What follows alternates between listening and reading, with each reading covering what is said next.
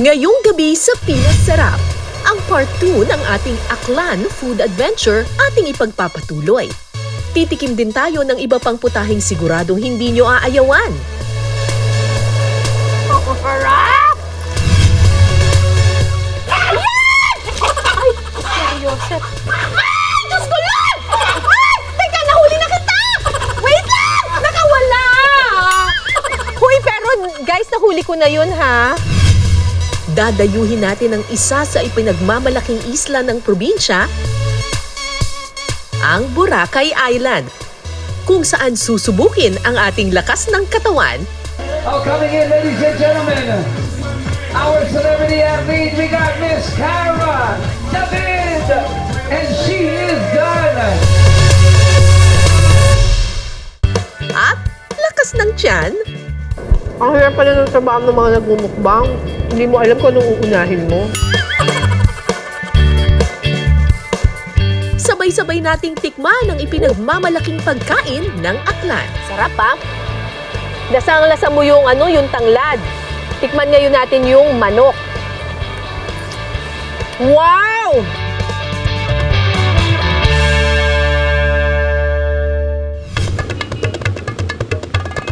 Ang probinsya ng Aklan ay sagana sa yaman ng dagat, bundok at mga mangroves. Pero dito sa Barangay Kabulihan sa bayan ng Malay, may ipinagmamalaki rin silang waterfalls. Manghuhuli tayo ng igat. Fresh water ito at nako, ang background namin, ang ganda, may waterfalls dito sa Malay, Aklan. Kuya Lando, paano pong gagawin natin? Mamimingwit tayo. Oo. Lalagyan po natin ng pain. Ano po itong pain natin? Isda yan, ma'am. Baka lapu-lapu pa to. Ma'am, isdang ilog yan, ma'am. Isdang ilog. Okay. Kailangang lagyan ng pain ang dulo ng pamingwit para makahuli ng mga igat.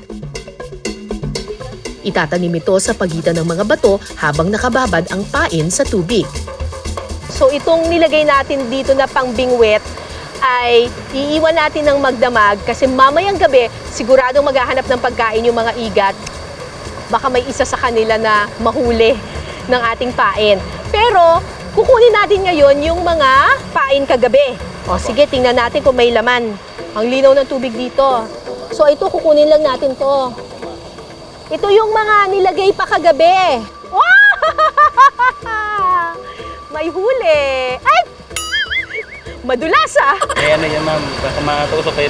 Ang igat o freshwater eel ay tinatawag ding sili ng mga Aklanon. Isa ang Agnaga Falls sa maswerteng pinaninirahan ng mga ito. Parang may huli na dito, yan, Sorry po. Ay! Okay, tanggalin na natin to. Paano natin tanggalin ng hahawakan siya? Ito, ma'am. Ganyan naman, ma'am. Hawakan mo lang maigi. Magdulas, Ay! Nagpupumiglas! Kuya, ikaw maghila. Tigas masyado, Matigas masyado. Pumasok talaga sa loob, Yan. Huli ka! Ito yung nahuli natin na igat. At ngayon kasama ko dito si Ate Luisa na magluluto ng tinuom na sili. May sili tayo dito. Pero hindi Iba na yan, ma'am. Iba naman ito.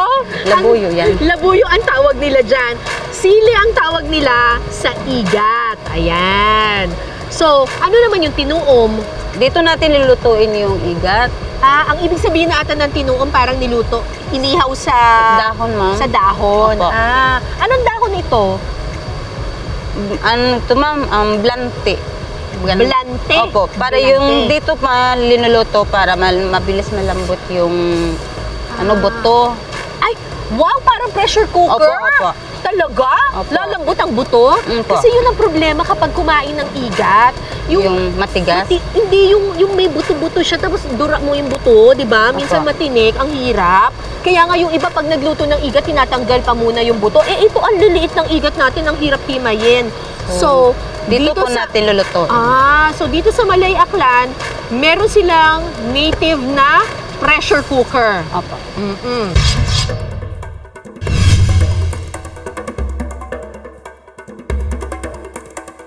Una munang pagpapatung-patungin ang mga dahon ng blante at payaw.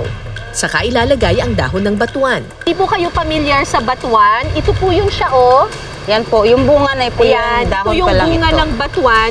Pag Opo. nagawi po kayo sa may bandang Visayas, yung mga probinsya sa Visayas, ang kanilang sinigang, ang sarap. Kasi ang pampaasim nila, batuan. Parang maasim din yan siya, pero may fruity, sweet flavor. Basta masarap ang batuan. Pero dito, dahon ng batuan ang gagamitin Opo. natin. Sunod na ilalagay ang igat. Sa kalalagyan ng asin, sibuyas at luya. Tapos, Ito na po. Lagay po natin ang ito labuyo. sa... Opo. Lalagyan ng sili ang sili. Ang sil. Ang katumbal po sa amin tawag ito, katumbal. Katumbal. Ayan. Ay, huwag masyado marami. Baka maanghang. Lagyan natin, tapos lagyan natin ng Suka. suka. Huling ilalagay ang gata at tanglad. At tatalian gamit ang dahon ng niyog. Saka ilalagay sa nagbabagang uling, ihawin ito sa loob ng 30 minuto. Tingin mo luto na yan, ate? Opo, ma'am. Luto na na yan. yan. Kunin na po natin. Tapos, Bubuksan saan po natin natin. siya ilalagay dito? Dito po natin ilalagay. Ang ganda ng kanilang plato, oh. Yung, puno ng saging. Saging, Wow! Ayan na po siya. Wow! Lagay po natin dito. Sige, paano natin ilalagay? Ang galing, nagkasabaw! Sabaw ng ano Wow! lang yan, ma'am. Igat. Yan, ma'am. Ah, grabe! Wow, wawi! O, diba? Walang ano siya. Hindi siya nasunog. Hindi nasunog yung dahon. Oh, tingnan nyo, yung dahon sa loob. Buong-buo pa rin siya. Wow, ang galing ng dahon na yan, ha? Pwede bang magtanim ng ganyan? Wow, look at Mahirap na. this! Luto na! Excited na ako kumain! Luto na ang ating tinuom na igat. Wow, grabe! Ang bango, ate! Opo.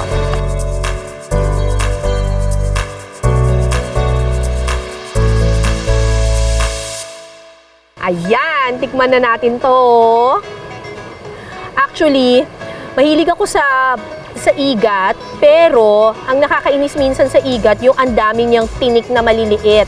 Pero sabi nila dito, parang pressure cooker daw itong kanilang magic dahon.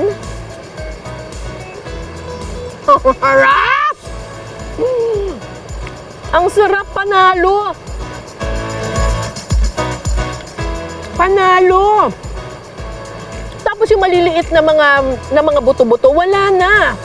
Parang the pressure cooker na nga siya. Ang sarap ng flavor, may gata na may suka. Para siyang paksiw na ginataan. Ang sarap naman ito. Wow, ito na ang bago kong favorite na pagluluto ng igat. Sarap! Ilang beses na kaming nag-feature ng mga native na manok dito sa Pinasarap. Ay! Wait lang. Oh, sorry, baby. Oh my gosh. Ilang beses na rin ako nanghuli, pero dito sa Malay, Aklan, may kakaiba silang paraan ng panghuhuli nitong mga native na manok na ito. Ayan, oh. Tingnan mo yung mga native na manok, oh. Parang ready na daw silang itinola. Kasama ko dito si Kuya Jun. Paano natin huhulihin? Ito po ma'am yung PC na gagamitin natin. Ang paraan na ito ng panghuhuli ng native na manok ay tinatawag ng mga Aklano na Kiswan It PC o ibig sabihin, bitag na gawa sa PC.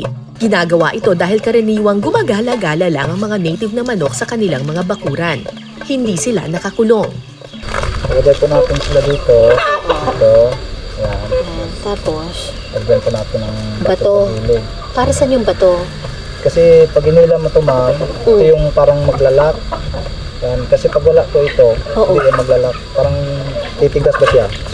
Talaga? Yun. Para mabilis siyang maglak sa paa ng manok. Okay. Tapos, anong gagawin ngayon natin? Magtatago tayo dito. Naku, nakita tayo ng mga manok. Alam na ata nila eh. Ayun o, lumalayo na sila oh. Tapos, ayan na sila. Lalagyan So ko ng- aabangan ko lang. Ayan, ma'am. Susubukan ko namang manghuli. Sana may makuha tayo.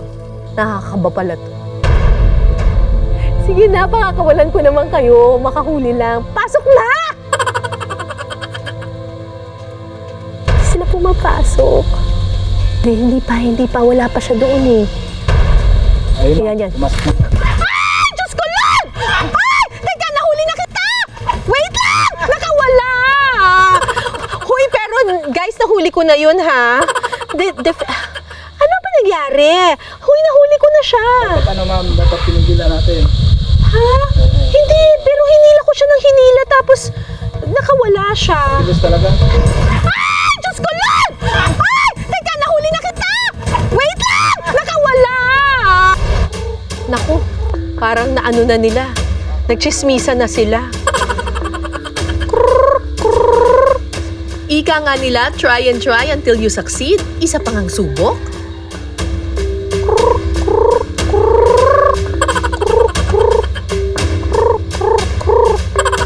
Ang kailangan po namin yung medyo mataba yung paa. Bongga. Teka, saan ba yung bilog? Kuya, tulungan mo ko kapag nahuli na, ha? Ay, hindi. Wag. Hindi mabilis eh. Kailangan pumasok siya doon. Kailangan.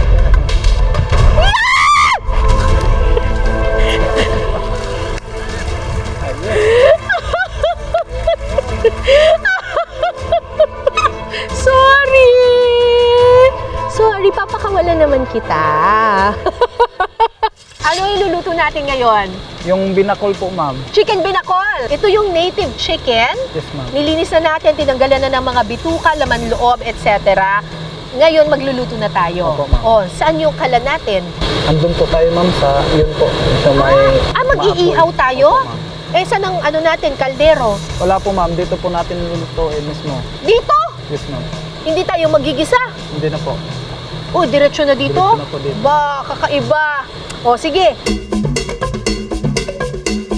Lalagay natin yung Sa tanglad. katerbang tanglad. Sa hiniwang kawayan, pagsasama-samahin ng tanglad, sibuyas, luya at dahon ng batuan. Saka ilalagay ang native na manok. Di ba pag nagluto ng native na manok, kailangan matagal pinapalambot? Ilalambot ba yan siya dito sa Mga kawayan? ano po to ma'am, mga isang oras at kalahati. Isang oras at kalahati. Okay.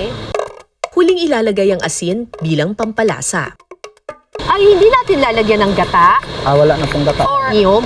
Wala po ma'am. Wala. Ganyan lang talaga. Bali yung katas lang po nito ng kawayan. Yung katas ng kawayan Opo. ang magpapalasa na Opo, rin. ma'am. Okay. Tatakpan ba natin Tapos to? tatakpan natin ng dahon ng saging. Lahat yan? Opo ma'am. Ano to? Maghahalo na yan siya ng kusa? Opo ma'am. Oh, okay. Kasi pag naluto po yan, nag-ano naman yung manok.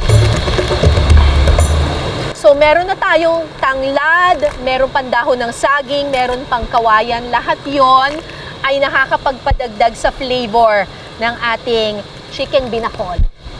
Yan. Ngayon, Doon po natin lalagay sa... lulutuin na natin to ng 1.5 oras. Saan natin? Ikaw Dito na po natin maglagay. lalagay ma'am. Tapatong po natin dito. Ang paganyan.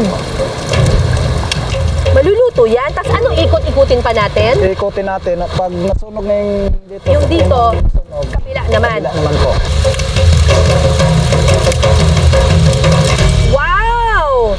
Ito na ba yung naluto na? Opo. Tapos lagay po natin dito. Tayo lalagay natin dito. Uy! Ay, Ano naman po yun. nagkaroon ng sabaw? Hindi naman natin nilagyan ng Yun tubig nga. ah. Bakit Kasi biglang may sabaw? Yung tubig niyan ma'am ng ano, ng kawayan. Galing sa mismo. kawayan? Yung tubig ng kawayan? Wow! Ito, tatanggalin na natin to. Tanggalin na lang ma'am. Yung tanglad. Yung tanglad. Excited na ako. Chicken binakol!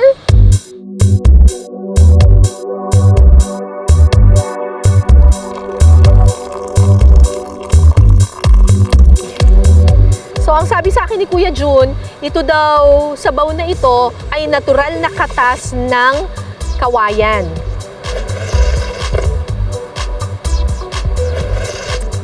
Uy! Sarap pa. Lasang-lasa mo yung yung tanglad. Tikman ngayon natin yung manok. Wow! Parang sa native na chicken, ang lambot nito Lasang-lasa mo yung tanglad. Ang lambot. 1.5 hours sa loob ng kawayan. Tapos very juicy pa siya. Daming flavor. Harap. Wow, panalo. Woo! Isa sa ipinagmamalaki ng Aklan ay ang isla ng Boracay. Kilala ito sa powdery white sand at nagtataasang palm trees. Pero hindi tayo dumayo rito para mag-chill at mag-relax, kundi para i-challenge ang ating katawan sa isang triathlon event. At matinding mukbang. 36 hours bago ang isang karera, ang mga triathlete ay kumakain ng maraming carbohydrates or carbo loading kung tawagin namin. Kasi alam naman natin na yung carbohydrates, ito yung nagbibigay sa atin ng energy. Bukas kapag kumarera kami, siguro mga 4 hours non-stop yan, swim, bike, and run. Hindi naman kami kakain sa kalagitnaan ng karera. So kung ano man yung nakastore sa yung carbohydrates na magbibigay sa'yo ng energy, kailangan kinain mo na siya the past 36 hours. So, eto ngayon, dito sa aming hotel, naghanda si Chef Paul. Hi, Chef Paul! Ng ibang level na mukbang, carbo loading. Hi, Chef Paul! Ikaw ba ang nagluto nito? Okay. Ano ba itong hinanda mo? First dish kong prepare is, it's called our power breakfast. It's a complete set of meal. It's full of carbohydrates also. Oo. It has May hash browns, may bread, oo. baked beans, Oo. grilled tomato. And then this one is our spaghetti bolognese. We all know na pasta is a good source of carbohydrates. Correct. This one is our Waffles. best combo na chicken and waffle. Ngayon ko lang nakita to na ang chicken pwedeng i-partner sa waffles. Perfect. Tapos may juices tayo dito. This is our watermelon, mango, and then cucumber. It's a healthy drink po. Okay, kakainin ko na to. Mukbang time. Ang carbo loading ay isang strategy ng mga atleta para mag-imbak ng glycogen o energy storage sa ating katawan. Para ma-achieve ito bago ang karera, kailangan kumain ng maraming pagkain na mataas sa carbohydrates ang mga atleta. Ang hirap pala ng trabaho ng mga nagmumukbang. Hindi mo alam kung anong uunahin mo. Ito yung kanilang spaghetti bolognese.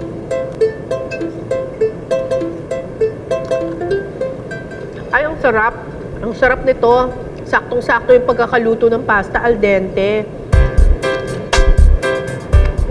Sarap. Ito naman daw yung kanilang garlic bread na may sampagita.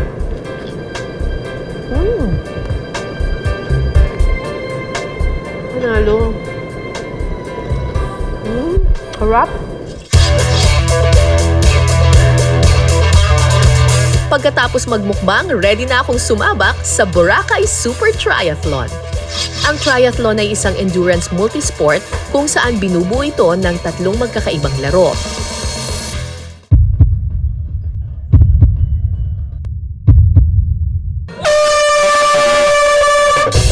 Nagsisimula ang karera sa swimming o paglangoy.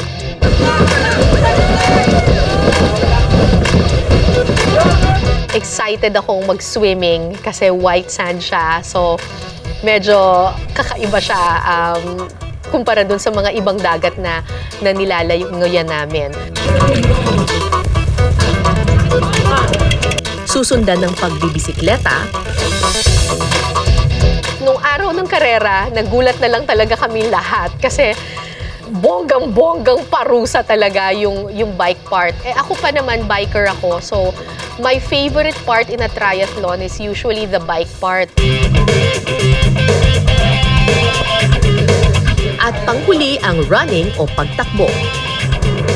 Hindi ko in-expect na pati ba naman yung takbuhan ay bundok na naman. Kasi hilly siya. Talagang ahon, ganun. Pati sa takbuhan, talagang ang hirap din. Last na ba ito, Miss Cara? Last na. Alright, last na. Tapos nung narinig ko yung announcer na last loop mo na yan, Cara, last loop mo na yan, talagang pagod na ako talaga noon eh. Oh, coming in, ladies and gentlemen, our celebrity athlete, we got Miss Cara David, and she is done. Ang hirap! Sobrang hirap! Naubos lahat ng kitarbo loading ko! And our number 1, 2 hours, 35 minutes and 32 seconds from Team Tri-Kings, our celebrity athlete, Miss Cara David. They announced that I was first place in my age category na 50 to 59. Yung mag-place ako doon sa age category na 50 to 59, hindi ko na masyadong ikinagulat yon kasi konti lang kasi talaga kaming kasali na 50-year-olds. Team Tri-Kings, the lovely Cara David. Miss Cara, you get second overall. Pauwi na sana ako kasi akala ko tapos na eh.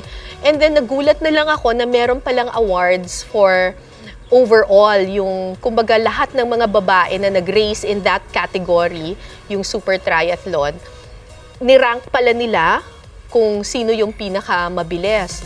I was so shocked, talagang totally unexpected, nung tinawag nila yung pangalan ko that apparently among all the females who did the super triathlon, ako yung number 2, ako yung pangalawang pinakamabilis. Gulat na gulat ako kasi ako rin yung pangalawang pinakamatanda. Tapos, wow! Second place ako overall.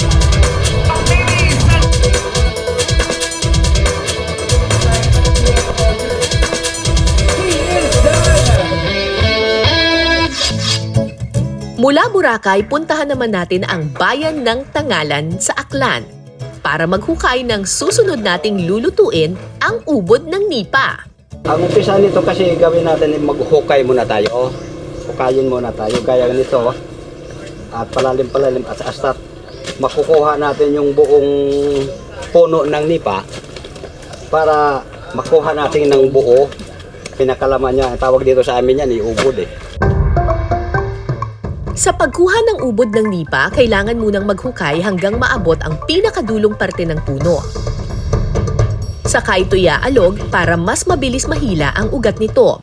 Para makuha ang ubod o nakakaing parte ng puno ng nipa, kailangan muna itong hugasan at saka tatapyasin hanggang sa matira ang pinakaubod nito. Ma'am Cara, ito na ang aming ubod na nakuha na pwede nyo nang lutuin ngayon.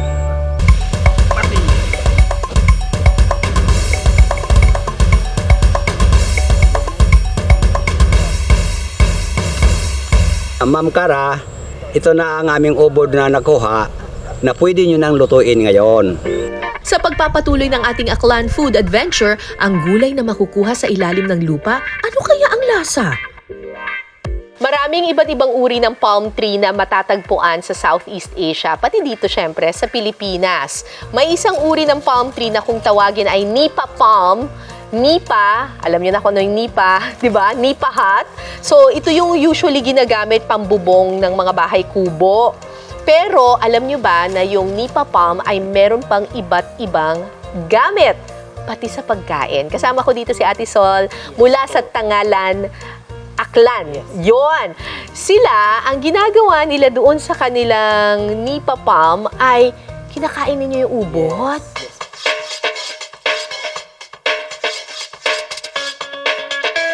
Sa mainit na kaldero, unang ilalagay ang pangalawang pigang gata. At saka ihahalo ang asin, paminta, sibuyas, asukal at ang ubod ng nipa. Sa isang bowl, paghahaluin ang kakang gata at rice flour na magsisilbing pampalapot. Saka ito ihahalo sa kaldero at hihintayin lang itong kumulo hanggang sa lumapot. Maya-maya pa, Ito na, ang ating ubod ng nipa. Ubod din kaya ng sarap.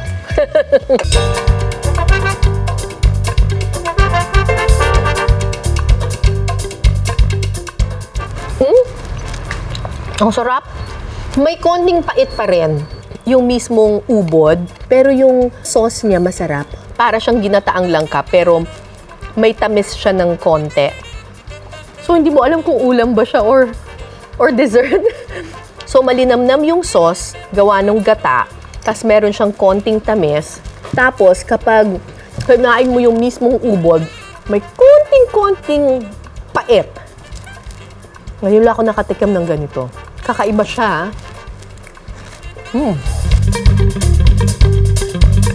So if you're looking for a beach escape, you can visit the province of Aklan where we celebrated the mother of all Philippine festival, the Ati-Atihan.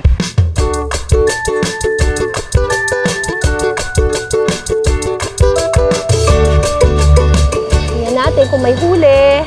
Wow! May huli! Ay!